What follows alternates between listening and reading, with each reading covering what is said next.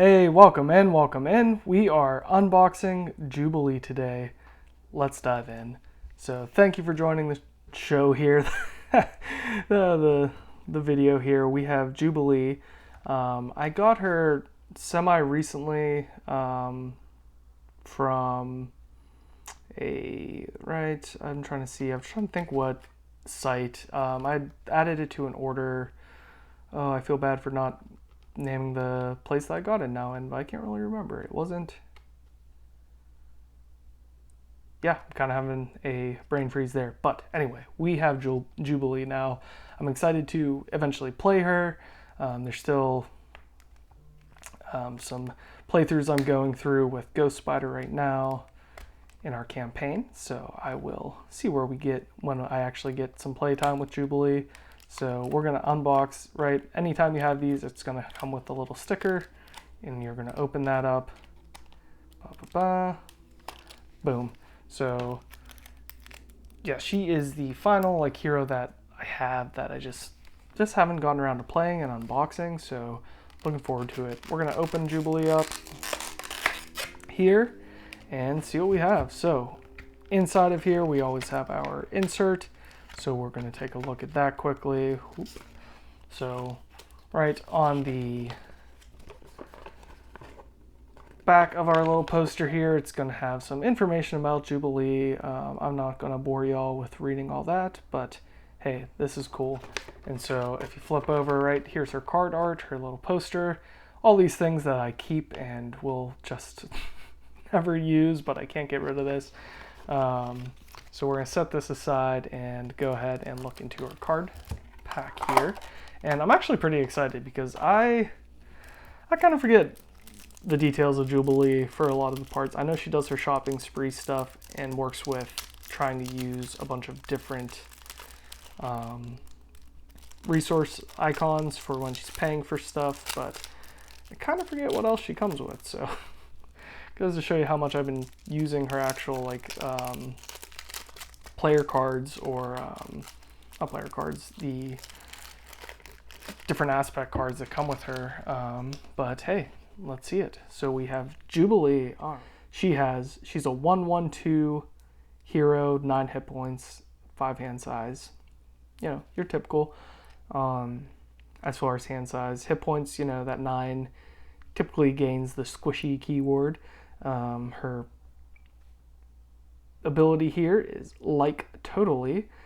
You exhaust her and generate a wild resource. So that's pretty cool. Exhausting, you know, it takes away your ability to actually do your thwart or attack, but gaining that resource is a pretty cool ability. So we're going to take a look at her alter ego side. Jubilation Lee, 3 recovery. She's a mall rat, so your action is you can search your deck for the shopping spree player side scheme and put it into play once per phase. So what can we do with that there? Once per phase you're doing that. That's cool. That's not a setup action. It's just an action you can use. Flip down and use. So that is Jubilation Lee.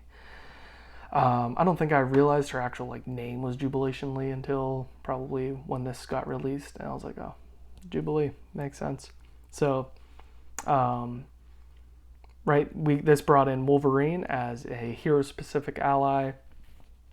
So maybe you can bring in some side kick decks with this. I haven't seen much of that, but Wolverine's attacks gain piercing, and after you change to alter ego form, you heal 3 damage from Wolverine. So that is pretty cool. It gives you a reason to flip down. I like it. So we have Wolverine, just Logan. We have then the aforementioned shopping spree. So threat cannot be removed here from heroes or allies. This has to be an alter ego action where you exhaust your identity and remove 1 threat from here, and any player may trigger this. So let's see, when defeated, the player who defeated this scheme searches their deck and discard pile for an item card and puts into play, right? So she's going to have her item cards, and here they are. So we get her Jubilee's coat, which gives her +1 thwart. After you play a thwart event, you can exhaust the coat and choose a scheme. We remove 1 threat from that scheme for each different resource type used to pay for that event. So that's pretty cool. We have Jubilee's sunglasses. After you play an attack event, exhaust Jubilee and deal 1 damage to that enemy for each different resource type used to pay for that event. Yeah, so similar. That's her attack version of her 2 upgrades. And then we go on to her events. So we have a Blinding Flash here, where we're going to choose X enemies, where X is the number of different resources, and we're going to stun and confuse each enemy that way. So that's pretty cool. I mean, 3 is a pricey event, but for the potential to stun and confuse a bunch of different enemies, that's pretty cool. Firecracker, she has now her attack events here, where we're going to deal 4 damage, and then if you paid for this using 2 different resource type, stun that enemy. Wow.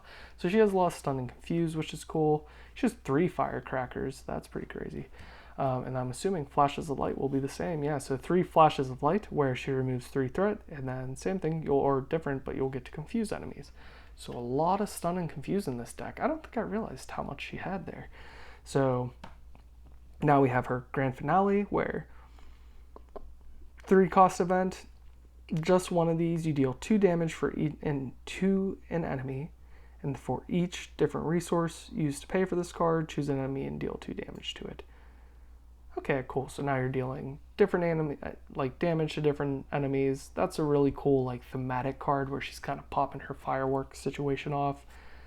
That is cool. And then she has her 3 resource cards. So she has different resources on here and plasmoid energy. So that's cool. I like her deck. I haven't watched. I feel like I haven't seen. I just haven't been that excited for Jubilee, but maybe I should have been. So she is pretty cool. So there she is. Let's take a look at the cards she comes with. I think a lot of these deal with kind of her shtick of using different resources, but we'll see. So she comes in with Justice, where she has Chamber, who is a 4/2/2/3. So not feels like a regular, stat situation, but he takes -1 consequential damage after he attacks a confused an enemy energy. Yeah, that's actually pretty cool.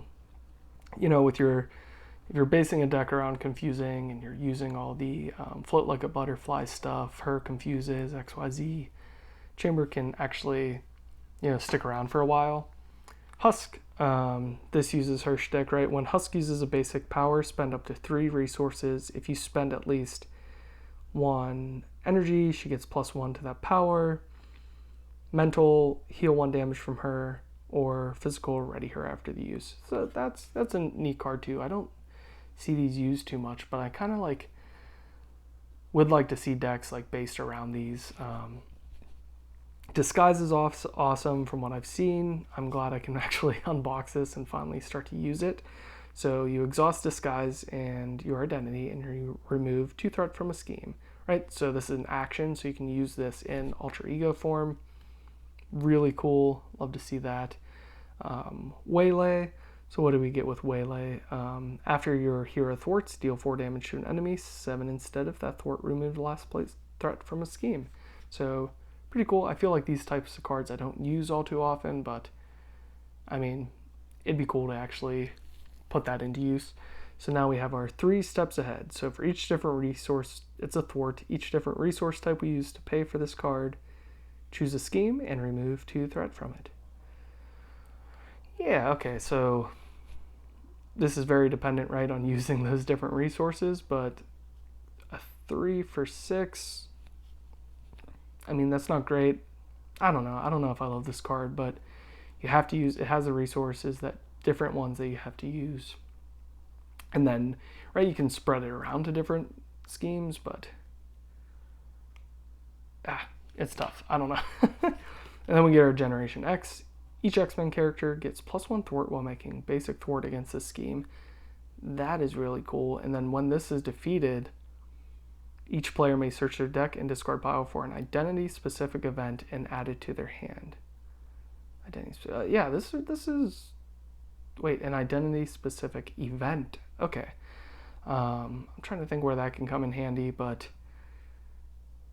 Yeah, I mean, this isn't the worst side scheme we have, probably. I don't know if I see myself using this much, but, when you're in a pinch and you really need that event that you want, it's not too bad. So there that goes. We have 2. Ooh, Power of Justice, new art. I didn't realize that we had that. So Sync, I feel like I've seen Sync used in quite a few decks. But when you use a basic power, you exhaust her and you get +1 power to that use. So that's pretty cool. That is Sync. I like that. Cell phone. What else is this doing here? So exhaust cell phone, remove 1 charge counter from here. Oh, you know what? I like Sync a lot when you use a basic power. Oh, I like Sync a lot in like a perfect defense deck. Wow, that's pretty cool. I haven't thought about that. Maybe I'll add her into my next Ghost Spider play here because that. Oh nope, Ghost Spider wouldn't work. She's not an X-Men, but this is pretty cool. Perfect defense with an X-Men character because you get that basic defense boost, but then you can also use her attack and thwart a little bit in a pinch. So anyway, she comes in with 3 cell phones. It's an item upgrade with 3 charge counters. You can exhaust this and remove 1 charge counter from here and choose a player. That player makes a basic attack or thwart. With a character they control, that character gets +1 thwart, +1 attack for this use. Okay, so that's a whole lot of words, a whole lot of stuff for, I don't know. Honestly, when I'm reading these things, I'm like, I bet I should go watch what like Villain Theory or other Marvel Champion creators are doing with these types of cards. Because typically I like playing like well-rounded decks that don't necessarily have a shtick to it, but sometimes you like a good shtick. So we'll see. I feel like cell phone you kind of have to build around, or it would be something you would want to if you're going to include it in your deck. So then we get X Genes, which we have seen before. Now we have our multi-talented, where you can spend different resources to do different things in here.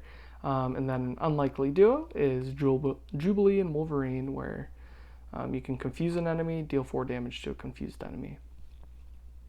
I like that as a team-up card, just that getting an extra confused is pretty cool. So her obligation is that she's going to be grounded. You change, and then response after you play. Yeah, so you have to pay as an additional cost to change to hero form. You must spend 2 resources of the same type. And then after you play a Jubilee event, you get to remove this card from game. Yeah, that's kind of an annoying obligation there. It's not your standard. I like the difference in it, but that feels like it can really slow you down during a game. And then her minion is going to be Nanny. I have no idea who or what Nanny is. It's a mutant. Toughness, after Nanny attacks you, if you control 1 or more allies, search the encounter deck, discard pile, set aside for Lost Child, and reveal it. Oof. Reveal it. Yeah, okay, alright. This is dealing with allies, dealing with her naughty children when revealed. Okay, Nanny seems wild. I'd be interested to look this up in the comic universe here. So that's her full deck there, and then her specific Nemesis minion, and then we get the rest of her cards in here. So we have Mutant Mayhem, which is an alliance card where you choose an X-Force ally and an X-Men ally, return them to their owner's hands. Those players play those allies, ignoring their resources cost. That's pretty interesting. Yeah. I'm trying to think what X-Force allies gain from that. Like which ones have abilities that can be used here, but interesting card. I feel like I don't typically use alliance cards, but I need to play multiplayer probably a little more. So Serve and Protect, another alliance card. When any amount of threat would be placed on the main scheme, exhaust an X-Force character and an X-Men character, prevent that threat, and give each of those characters a tough status card. Wow. I like Serve and Protect. X-Force, X-Men. Serve and Protect is pretty cool, actually. I'm trying to think. It's only a 2 cost. It's an alliance card, which I think means other people can help pay for. I'm liking Serve and Protect a lot more than Mutant Mayhem, but yeah, anyway, we get our other unlikely duo, and then here we go, we get Arcade and this modular set. So we have Arcade, who's a minion, deals with the trap side scheme. Do we deal with the trap side scheme? Oh, all these side schemes are traps. Okay, so cannot take damage when a trap side scheme is in play. When revealed, you discard to go find a trap side scheme. Ew.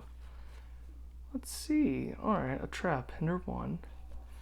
We don't like that, but we do. Let's see. These are pretty cool.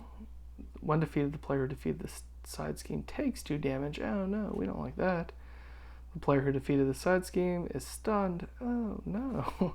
Okay, so bad things happen when you get these side schemes and then defeat them. I was thinking like this could be a cool deck to add with what doesn't kill me, the one way or another cards, but I don't know, bad stuff happens. And this is cool.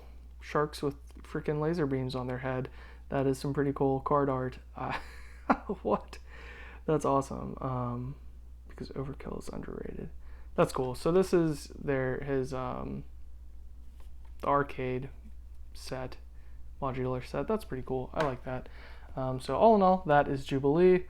Let me know if you've played her by now or if you're thinking about getting her. Let me know what you think in general about Jubilee. Definitely like and subscribe below, and thank you very much for joining.